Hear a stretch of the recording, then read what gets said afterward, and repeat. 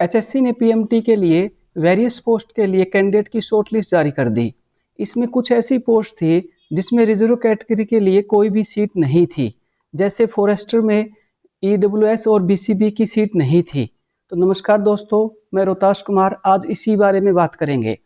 कल जो पीएमटी के लिए जो शॉर्ट लिस्ट जारी की थी, उसके अंदर कुछ कैंडिडेट कह रहे हैं कि जो शॉर्ट लिस्ट जारी की गई है, अगर किसी पोस्ट के लिए किसी रिजर्व कैटेगरी की सीट नहीं है तो वहां पर उस रिजर्व कैटेगरी का कोई भी कैंडिडेट शॉर्ट लिस्ट नहीं किया गया और उसको बुलाया नहीं गया। अगर एक कैंडिडेट थ्रू आउट मेरिटोरियस भी है, मान लो प्री में अगर वो टॉपर भी था, अगर उसके मान लो 90 मार्क्स भी थे, तो वो कह रहे हैं कि वो रिजर्व कैटेगरी का कैंडिडेट उसके लिए शॉर्ट लिस्ट नहीं हुआ।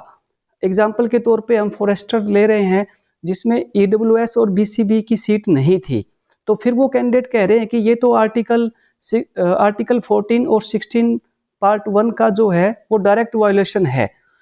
आर्टिकल 14 क्या कहता है, इक्वलिटी के लिए बोलता है, और 16(1) क्या बोलता है कि पब्लिक एम्प्लॉयमेंट के अंदर सबका बराबर पार्टिसिपेशन रहेगा। तो वो कह रहे हैं कि इसका वो जो है डायरेक्ट वायलेशन करता है। तो मुझे भी सेम चीज़ें लगी थी। फिर मैंने इसकी एडवर्टाइजमेंट पढ़ के देखी, तो हम एक बार इसके अंदर एडवर्टाइजमेंट के अंदर एक पॉइंट पढ़ते हैं। If any group there is no vacancy for reserved category, then the candidate of reserved category can apply under general category and will be shortlisted as per merit of the general category।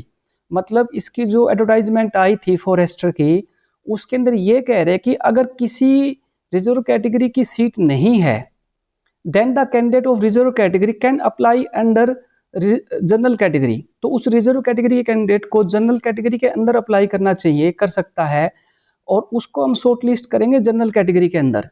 तो फिर जब ये advertisement आई थी तो आपने पहले तो advertisement ध्यान से पढ़नी चाहिए। उस एडवर्टाइजमेंट के अंदर आपने देखा कि ईडब्ल्यूएस की और बीसीबी की सीट नहीं है, और ये हमें पता है कि एचएससी जो है वो कैटेगरी वाइज आगे कैंडिडेट को लेके जाती है। और फिर उसके बाद में एडवर्टाइजमेंट में हमें लिखा हुआ है कि अगर रिजर्व कैटेगरी की सीट नहीं है तो आप जनरल में अप्लाई कर दीजिए। तो ये सारी चीज़ें इन्होंने एडवर्टाइजमेंट में लिख रखी थी, और फिर भी अगर हम अपनी कैटेगरी में अप्लाई करते हैं तो उसके लिए हम किसकी गलती माने वो आप खुद डिसाइड कीजिएगा। क्योंकि मैंने भी जब स्टार्टिंग में मैटर देखा तो मुझे भी ऐसा लगा, क्योंकि कैंडिडेट कह रहे थे कि सर अगर इस पर्टिकुलर कैटेगरी, मान लो बीसीबी कैटेगरी ले ली मैंने, उसका अगर कोई टॉपर कैंडिडेट है, कितने ही मार्क्स आ रखे हो सर, वो कह रहे कि वो उसके अब मेंस एग्जाम में नहीं बैठ सकता। तो परंतु जब इसकी एडवर्टाइजमेंट है, वो एडवर्टाइजमेंट डायरेक्टली बोल रही है कि अगर रिजर्व कैटेगरी का कैंडिडेट है और अगर उसकी सीट नहीं है तो वो जनरल में अप्लाई करे, वो वहां पर जनरल में अप्लाई करेगा तो वो जनरल कैटेगरी है वो उसके अंदर शॉर्ट लिस्ट हो जाएगा।